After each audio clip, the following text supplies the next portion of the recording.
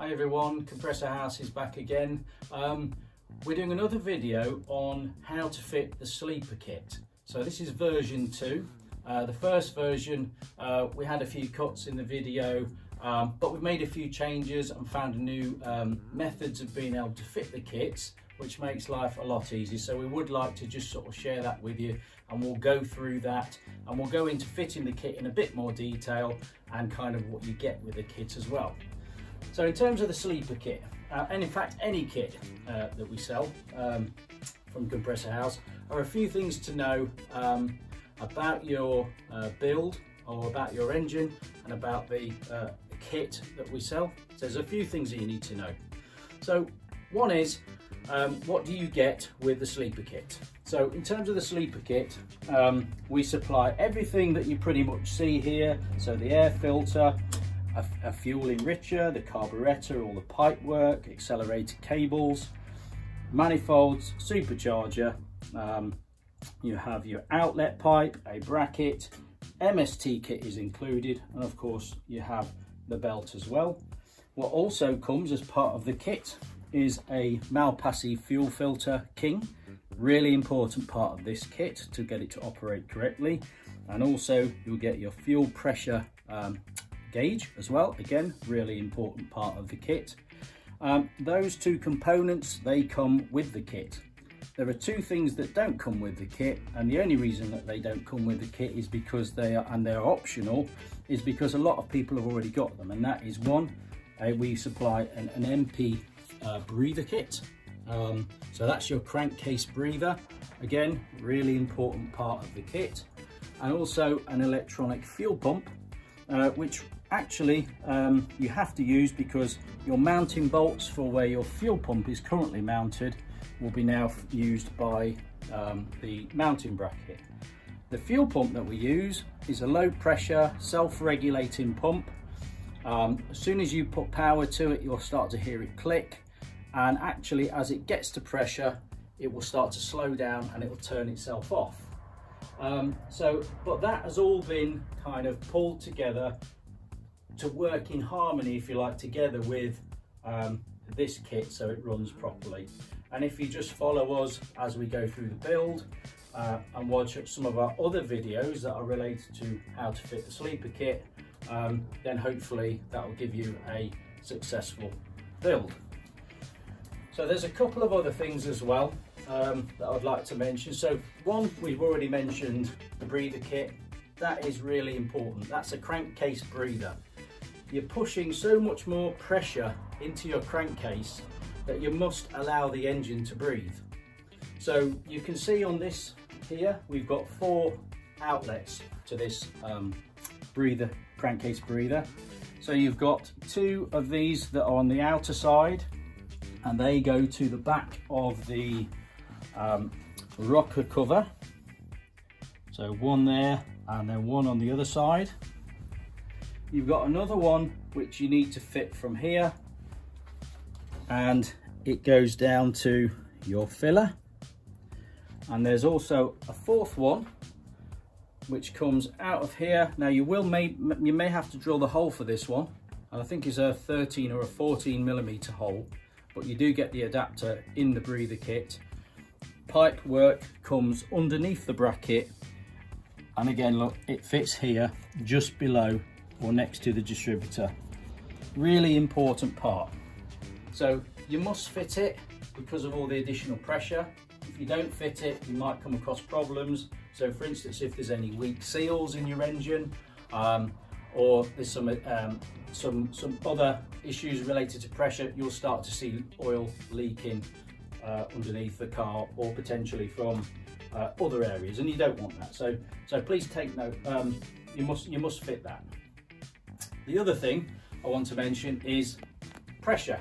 Again, so more pressure is going in, so pressure needs to come out at the same rate.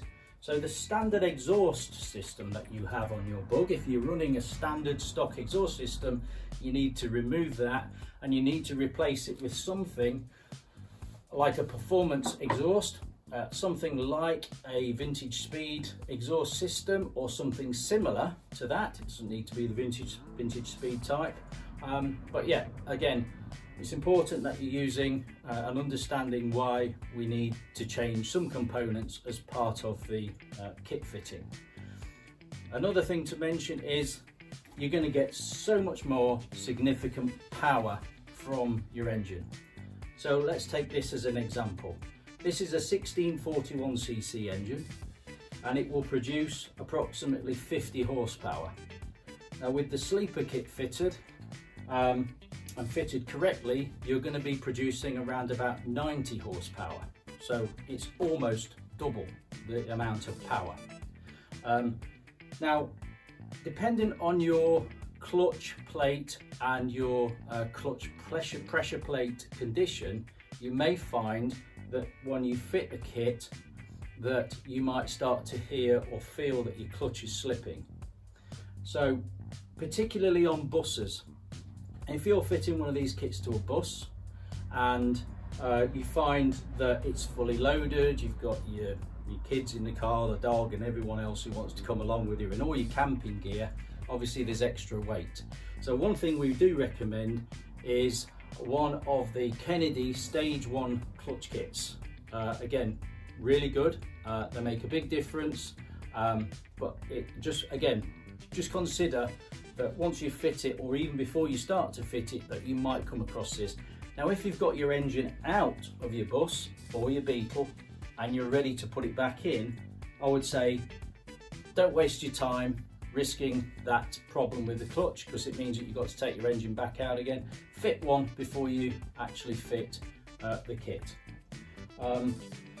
The other thing I also want to mention just very quickly is the fact that before you start building the kit, make sure that you fit your breather kit, your fuel pressure regulator and your fuel pump. Fit those first around your engine bay. It just makes life a little easier from when you come to start building your engine. Okay, so I think that's it. Oh, and the other one other thing, of course, is if you're working on your car and the engine is in the car and you're just deciding to fit it, remove your battery live cable and probably your negative, just to be extra safe. There are occasions where you're going to be removing your live cable from your alternator, and of course if it earths onto the engine, there is a risk of a fire, or it could damage your wire harness and melt it. Of course that's a big issue and you're going to have to rewire your bus or your bug, so heed that warning. Make sure that you remove your battery before you start your build.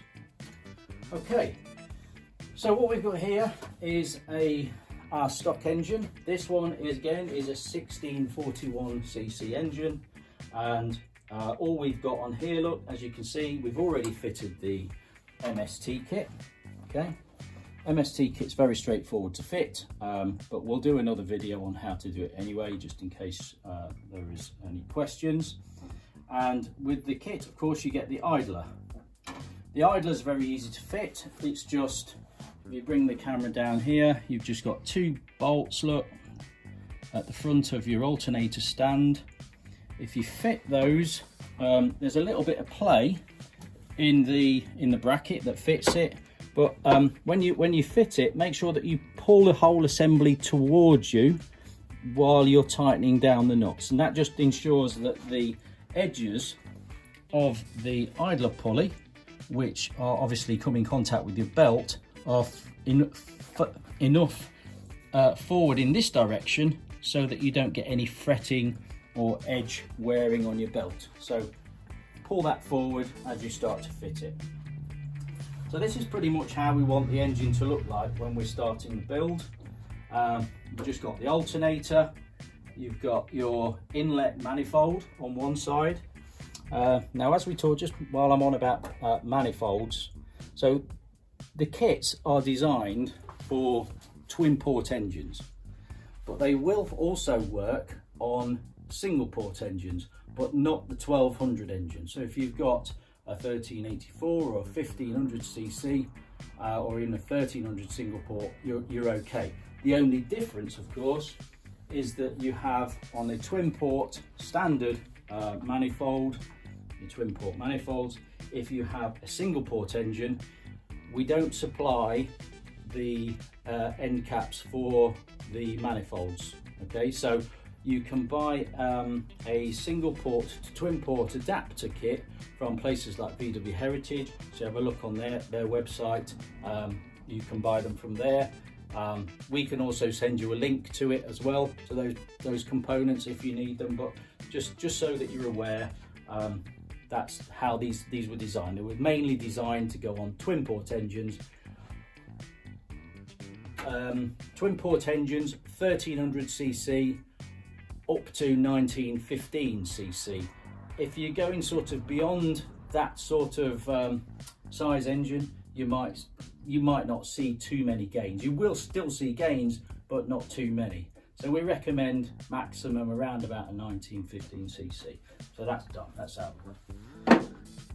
Okay, so now we'll start the build. So hopefully you've ordered a kit and you've received your kit, and this is hopefully what it will look like. So with a sleeper kit, what you've got, of course, is some of it is pre-assembled. If Dave wants to come around this side. So you've got your supercharger, your manifold, and your carburetor is already fitted. You've got a brace bar already fitted as well to the rear. You have a bracket, you've got a belt, some gaskets, and also a manifold kit. Now this one is one of the options, of course, which is a what we call the single piece pipe, and the difference between this one and the standard one is the size of that hole. So we call this a max power boost pipe, where you have a 50mm pipe that is compressed as the air pressure flows down the pipe from 50 to 38 mil, and then you've got a nice wide T-piece that equally splits the air between one cylinder head and the other. Okay, so let's get on with it. So what I'm going to do is I'm going to fit the bracket to the supercharger. So first thing to do, you've got a 13mm bolt with a washer, and you've also got a spacer. Put your spacer through your bracket, and then you want to put the spacer at the rear of the supercharger, and another bolt. There we go. And then all we need to do is just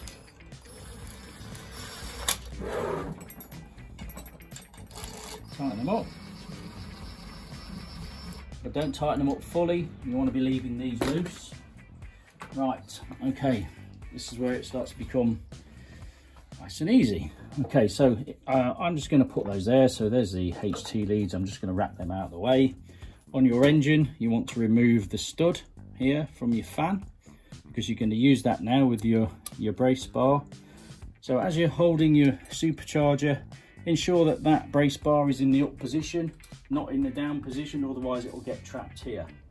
So first of all, actually, I have actually forgotten to fit, really important part,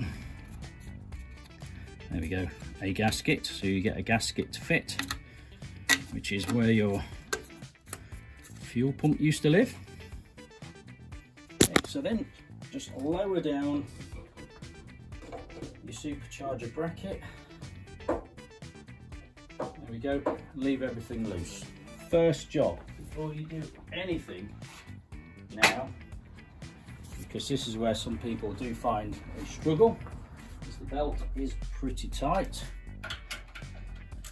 is to make sure that your idler is loose, and then we want to fit the belt. So wrap the belt around the pulley and the alternator, and then around the supercharger, and then just press that on like that. Really easy. It's the best way to do it. It's the first thing you want to do is get that fitted. Okay, next step is fitting the pipe. So on your supercharger, you'll find that on this side of the supercharger you've got a stud. So fit the gasket on there like that. Just drop it in position, and what we're going to do, we're going to feed this through the back of the engine. Now you've got a silicone hose that's been supplied also in your kit, so fit that first. Make sure that the silicone hose is butt up against the edge of the manifold, and tighten that Jubilee clip up fully. You've got 2 Jubilee clips and leave the other one loose, but put it on now. So what you want to do here is just drop that in there so it starts to just go into the silicone hose. But then the key part here is to make sure that you've got this fitted. So I should put my glasses on so I can see what I'm doing. I've got to the age where my eyes have decided they don't want to work properly. Okay, so there we go. So I'm going to fit that on there. Okay, and now I want to just drop that up, and I'm going to fit, while everything is loose, the bolts that hold the manifold in place.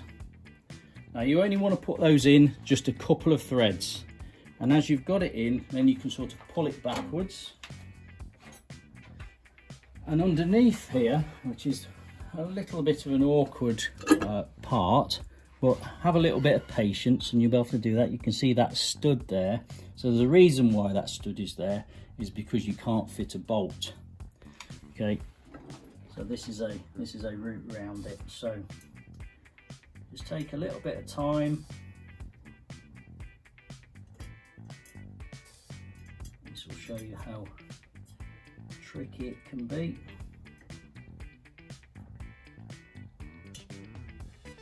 Takes a little bit of concentration. There we go.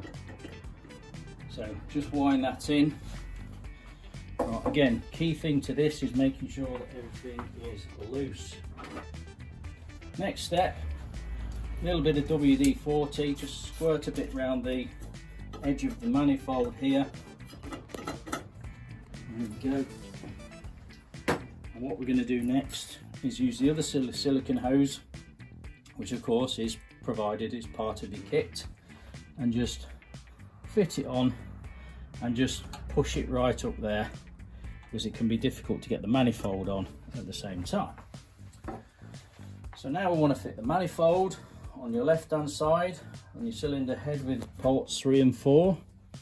So just drop that in place, and then once it's in place, and while everything again is all loose, just pull that into position. Go. Right, that's good. So now we can start tightening things down. 1, 2 washers on the base of the bracket. So we've got a couple of nuts as well. So you get a stainless steel bolt pack included in your kit. So make sure you do that. Now this is a good time to fit the hose from your MP breather kit. This one that goes down behind the back of the bracket. So what I suggest you do is you bring it down so it comes out of down here and behind this brace bar, so it wants to be coming down here and then obviously fitting onto that port there. Okay. Now I need to be fitting my manifold, so I'm going to put the studs on. In there.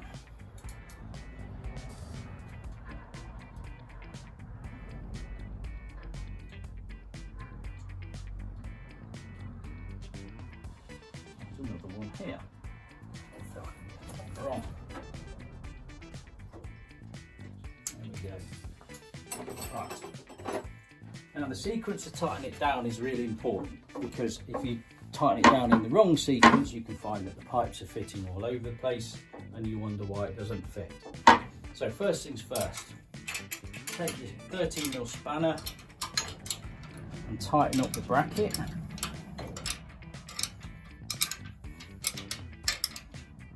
There we go. Next step, manifold. Tighten up the manifold, because these tighten down the two main datums, if you like, that allow the kit to fit nice and square. Now remember, this kit is designed for a stock engine. If you've made any modifications to your engine, you might come across some problems and may have to make some modifications of your own to get it to fit. So one really quite important thing to know there. So now we've done that, we've got to fit the brace bar. So take a 10mm bolt and fit it in here. There we go. So I'm going to tighten that one now. So I'm just going to use a 10mm ratchet spanner.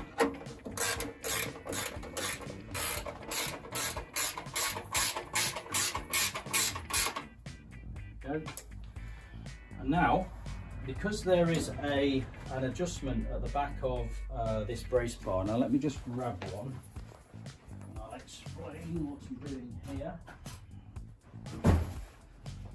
So on the brace bar at the rear you have an elongated hole. A hole on one side, so this one, make sure it goes to this end, the other one goes to the supercharger end.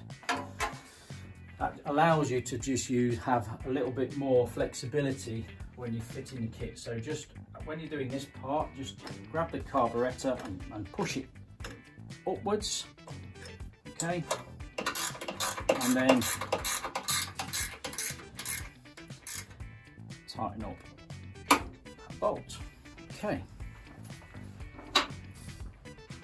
really simple, really. Next part is really just now coming to fit your silicone hoses. So make sure your Jubilee clips are nice and tight. Now on this one, because the silicone hose is on a radius of this bend, you don't want to put this right up against the edge. You probably want to be looking at bringing this back probably around about 5mm from the edge of the silicone hose, and then it will sit straight and it will look nice when it's on. And then just tighten that down. There we go. And now of course the same on the other side.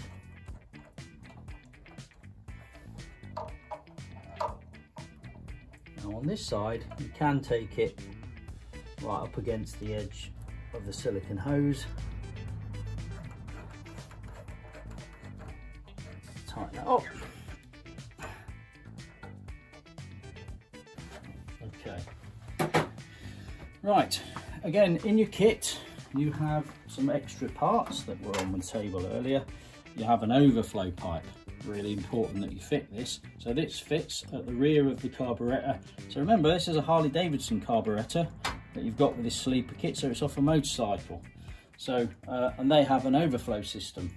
So make sure that you fit that, fit your pipe on there. Now what is this for, you might ask? So first of all, thread it through your engine so that underneath your engine you've got a pipe which has, if you want to just bring the camera down here, look, is if you have a fuel leak for whatever reason or over pressurized fuel system, fuel will come out of here onto the floor and not all over your engine. Now to make sure that you've got the right fuel pressure, watch our other video on how to set fuel pressure. But again, we pointed it out at the beginning, you want to be sort of setting it around about 1 to 1.5 psi on your pressure gauge. Okay, so watch that video. It's part of this. It's part of this assembly, so really important. Right, so we're getting there. We're getting close. So now we want to bring the HT leads through. Okay. Okay, there we go. Right, next job. I'm going to tighten down the manifold. In fact, you can actually do this before you tighten up the silicone hoses. It helps. So they just need nipping up. Of course, there was this one underneath. So get under there and tighten that one up as well. There we go. Next job are 2 bolts that we fitted earlier between the bracket and the supercharger. So we want to make sure these get these are tightened up. Now, I'll just use this and cheat. Just a word of caution, I'm using a ratchet gun there. I've only used that because of time. But if you do use it, that's at your own risk. I don't recommend it. Okay. So there's one at the front, one at the back. Just make sure they're nice and tight.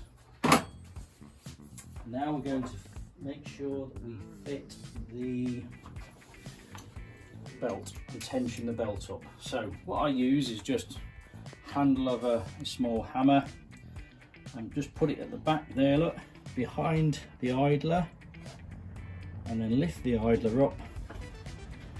Now you don't want to put too much tension on your belt. Ideally what you're looking for is the tension of your belt. So this is too much tension. If you can turn it lightly 90 degrees, it's probably a bit too loose, but you want to be looking at around about 45 degree tension on there. It's a good measurement gauge, better than any others. There we go, and then just tighten that up, and then just check it again, make sure it's not too loose and it feels good. There we go, spot on.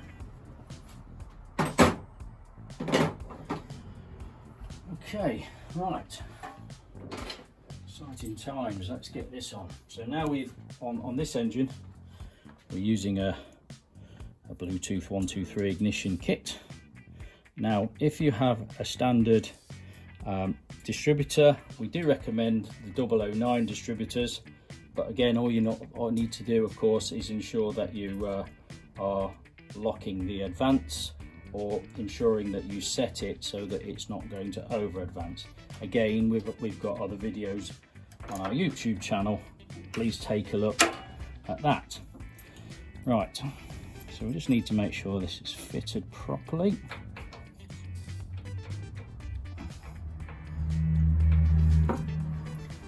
There we go. I've already marked up the timing marks on this.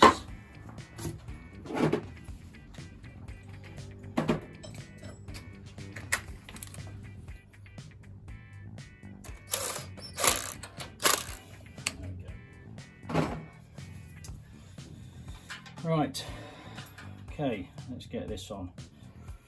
So with the 123 ignition distributor, there are 3 wires. One goes to the positive of your coil, one goes to the negative of your coil. The blue one is also a negative, but it's earthed onto the body of the car, or as in this case we've earthed it onto the body of the engine.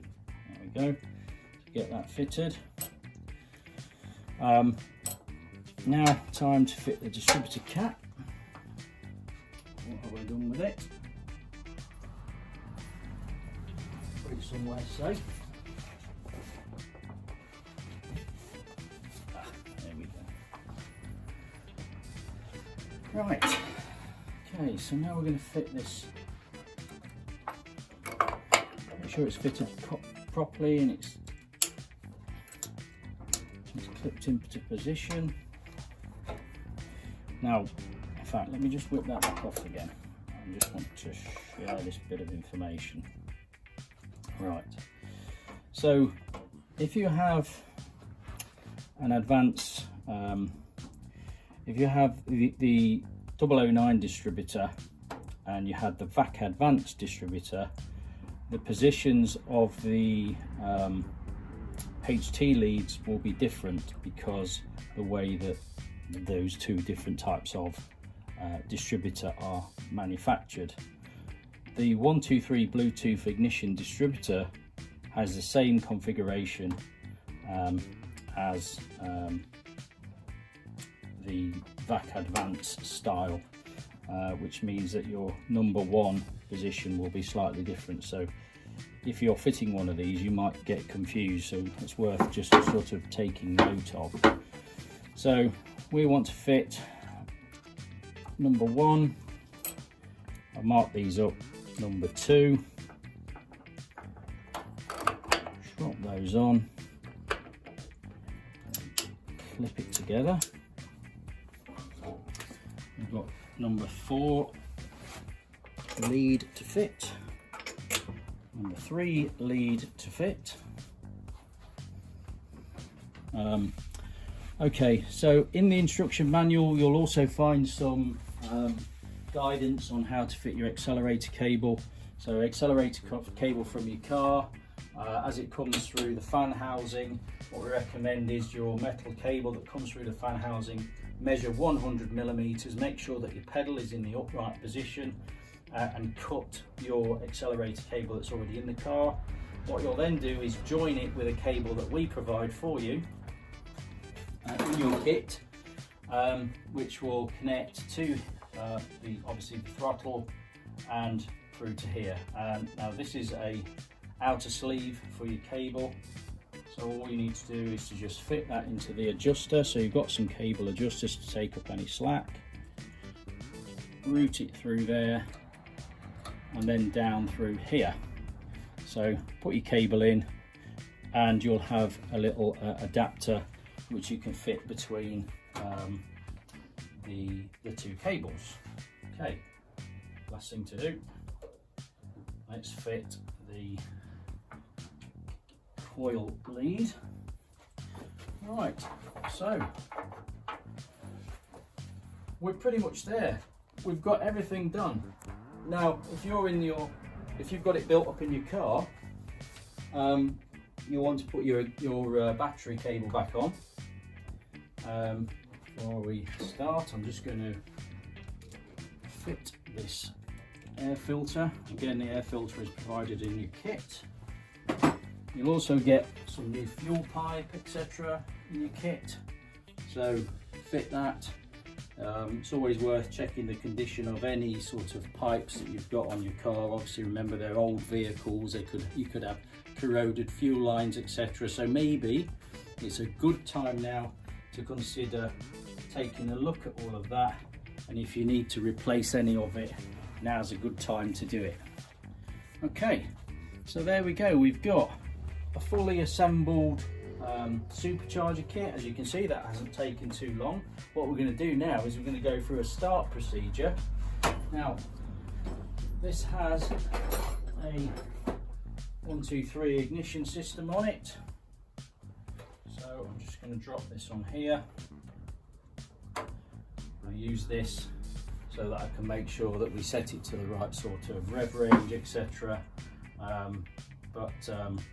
Yeah, if you like the 1, 2, 3 Bluetooth ignition systems, you know, go and do some research on them. But yeah, we really like them. They're really quite good. Okay, so do recommend that you look into buying one of these. They're very good. But there's another video on that we're going to do soon. So there we go. So turn the ignition on. And then what you should start to hear is the fuel pump clicking. That's connected. There we go. So the fuel pump is primed. The fuel pressure regulator is set. And if you look closely at this dial here, we're going for around about 1 psi, just over 1 psi is where you want to be. Any higher than that, then you could start to see some leaks from your overflow tube. So the starting procedure really for this is just lift up the enricher. So remember, it's not a choke, it's an enricher.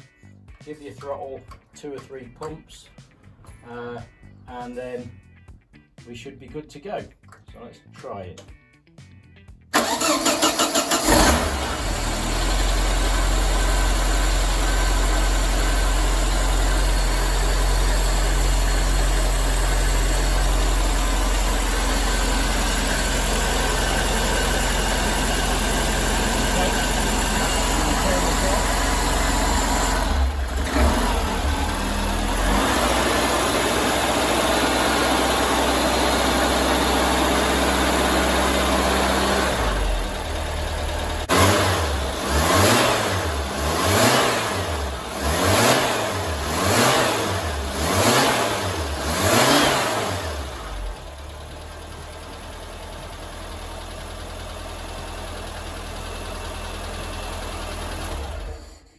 Okay, that was really good. I was really pleased with that one.